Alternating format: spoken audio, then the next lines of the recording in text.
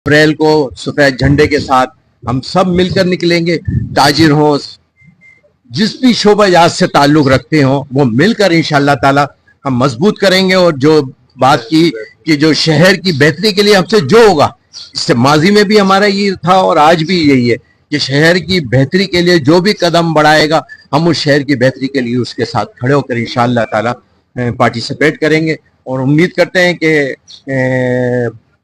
आज की जो प्रेस कॉन्फ्रेंस है इंशाल्लाह। अच्छा, एक चीज जो आपको असाइनमेंट एक और मिला था और वो 5 बजे का था, लेकिन आफाक भाई का सेंट्रल का दौरा था, मार्केटों का दौरा था, आफाक भाई तशरीफ ला रहे थे तो मेहमान नवाजी के खिलाफ था, लिहाजा आज की जो प्रेस कॉन्फ्रेंस है 5 बजे की, वो आज कैंसिल करके कल उसको इंशाअल्लाह ताला उसका कल टाइम सेम टाइम कल इंशाअल्लाह ताला रखेंगे।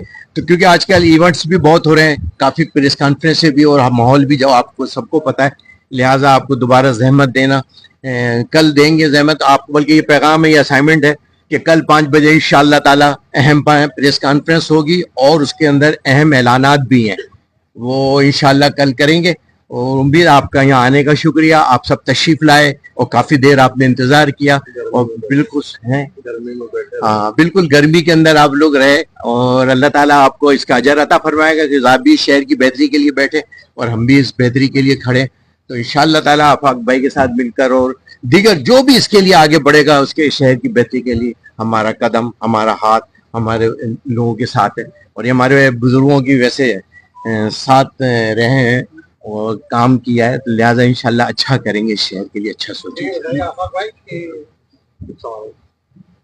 भी आप कोई तहरीक या कोई कराची के मसले की बात करते हैं तो आपको गिरफ्तार कर लिया जाता है, तो कोई ऐसा तो नहीं कि 11 तारीख को आपको फिर मेहमान बना दिया जाए, तो फिर क़यादत कौन करेगा? क्या लाया लोग आपने क्यों परेशान होते हैं? आप शहर में घूम रहे हैं, एक तो कराची का मुकदमा लड़ते हैं आप, एक तो तुम लोग मेरी गिरफ्तारी की बड़ी दुआएं करते हो। क्या होगा अगर लाया? भाई मैं गिरफ्तार हो जाऊंगा तो सरवत कादरी साहब होंगे, सरवत कादरी साहब गिरफ्तार हो जाएंगे तो कोई और होगा, लेकिन इंशाअल्लाह ताला 12 तारीख को जो है वो लोग निकलेंगे, गिरफ्तारी से कुछ नहीं। शहर में जो भी पूरा अमन तरीके से करना है, इदारों को डिस्टर्ब नहीं और हुकूमत को डिस्टर्ब नहीं, उधर उनको डिस्टर्ब नहीं करना।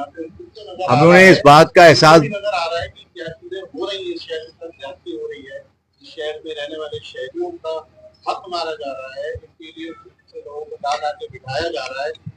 तमाम थानों में एसएचओ कोई कराची का मौजूद नहीं, एसएसपी लेवल का अफसर कोई मौजूद नहीं। अब आप बताइए कि किन इदारों की बात की आपने, कि कौन से इदारे हैं जो अंधे बन के बैठे हुए हैं और उनको नजर ही नहीं आ रहा कराची के शहरियों का दर्द और पूरे पाकिस्तान को चलाने वाला ये शहर है, टैक्स दे रहा है, यहाँ के लोग टैक्स दे रहे हैं और पता नहीं किस किस किस्म के टैक्स दे रहे हैं, सबसे ज्यादा दे रहे हैं। अच्छा बताइए, आप कह रहे हैं कि वफाक करेगी, नाफिर भाई वफाक हुकूमत को देखना है, हम कोई डिस्टर्बेंस नहीं चाहते। जब हम वफाक को देखें, डिस्टर्बेंस नहीं करना, हुकूमत को डिस्टर्ब नहीं करना। देखिए इस वक्त नहीं आ रहा। देखिए मेरे लिए एग्जाम हो या फिर पब्लिक सर्विस कमीशन में कराची की कोई नुमाइंदगी बच्चों को फेल कर दिया जाता है, उस पर भी कहेगा कि वो क्या करें। देखिए दोनों सवालों के मैं बारी बारी जवाब देता हूँ। आप एक देखिए, मैंने आपसे अर्ज की कि जो पाकिस्तान के जो हालात हैं उसमें मैं और सब लोग जो मैंने इनसे भी दरख्वास्त की है, सबका मकसद बुनियादी ये है कि ये मैसेज देना कि अगर तुम ये समझते हो कि तुम्हारे जुल्म हम इसलिए बर्दाश्त कर रहे हैं कि खुदा न खास्ता हम गैरतमंद नहीं है या हम खुदा न खास्ता मुर्दा हैं, ऐसा नहीं है। हम सब सफेद परचम लेकर एक अलामती तौर पर लोगों का एहसास दिलाने के लिए बाहर निकलेंगे कि हम इंसान हैं, जिंदा हैं और हमें दुख होता है हमारे साथ होने वाले जुल्म पर। अगर इसके बावजूद गवर्नमेंट उसका नोटिस नहीं लेती तो जाहिर है कि दूसरी हिकमत अमली बनाने के लिए फिर हम एक दूसरे से मुशावरत करेंगे, उसके बाद कोई हिकमत अमली बना लेंगे। दूसरा ये कि जो पब्लिक सर्विस कमीशन के अंदर हमारे लोग नहीं है, तो मैंने तो आपसे अर्ज की कि देखिए तासुब की इंतहा तो ये है कि हमारे जो तलबा का रिजल्ट है वो रिजल्ट तब्दील कर दिए जाते हैं, और तासुब की इंतहा ये है कि जो हमें सिखाते रहे लोग के सिंध में रहने वाले तमाम सिंधी हैं, जब अभी आईनी अदालतें बनी और उन आईनी अदालतों में हर सूबे से 2 जजेस का इंतखाब किया गया, तो जो 2 जज सिंध से लिए गए सीनियरिटी की बुनियाद पर उनका ताल्लुक अर्बन एरिया से था, यूं कह लीजिए कि उनका ताल्लुक महाजिर कौम से था। बिलावल भुट्टो ने एहतजाज किया, एतराज किया और उसने कहा कि आईनी अदालत में सिंधियों की नुमाइंदगी नहीं है। जब आप ये कहते हो कि सिंध में रहने वाले तमाम सिंधी हैं, तो वो अर्बन एरिया से अगर 2 जज सीनियरिटी की बुनियाद पे गए थे, तो बिलावल भुट्टो जो एक पढ़ा लिखा आदमी अपने आप को कहता है और जो पीपल्स पार्टी अपने आप को कौमी धारी की जमात कहती है, उसको ये जेब नहीं देता था कि वो ये कहें कि जनाब सिंधियों की नुमाइंदगी नहीं है आईनी अदालत के अंदर। ये तासुब की बदतरीन मिसाल है। तो मुझे लसानियत के ताने देने वाले तमाम के तमाम लसानी पॉलिटिक्स करते हैं। आफाक के अंदर सिर्फ इतना सा फर्क है कि आफाक मुनाफकत नहीं करता, जो करता है खुलेआम करता है। पीपल्स पार्टी सिंधियों की पॉलिटिक्स करती है, मुतासिब है, लसानी पॉलिटिक्स करती है, लेकिन नाम कौमी धारे का है। मैं नवाज शरीफ साहब के बारे में भी कहना चाहता हूं कि नवाज शरीफ साहब बज़ाहिर कौमी धारे की सियासत है। क्या नवाज शरीफ ने पंजाब की पग नू लग गया दाग के नारे नहीं लगाए थे? क्या उन्होंने पंजाब की पॉलिटिक्स नहीं की? आफाक में सिर्फ फर्क यह है कि आफाक मुनाफकत नहीं करता।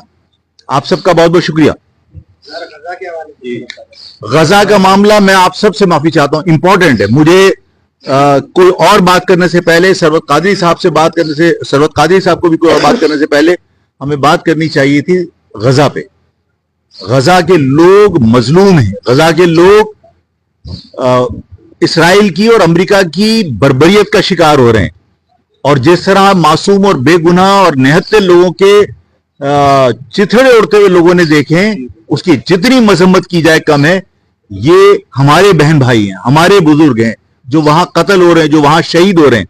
और तमाम मुस्लिम उम्मा जिस तरह खामोश तमाशाई बनी हुई है, मेरा ख्याल ये है कि ये मुझसे ज्यादा बेहतर मजहबी हवाले से आपसे बात कर सकेंगे। और मैं चाहता हूं कि ये एक्सप्लेन करें कि ओआईसी का तो खात्मा हो जाना चाहिए, इसलिए कि ओआईसी जो है वो किस मर्ज की दवा है।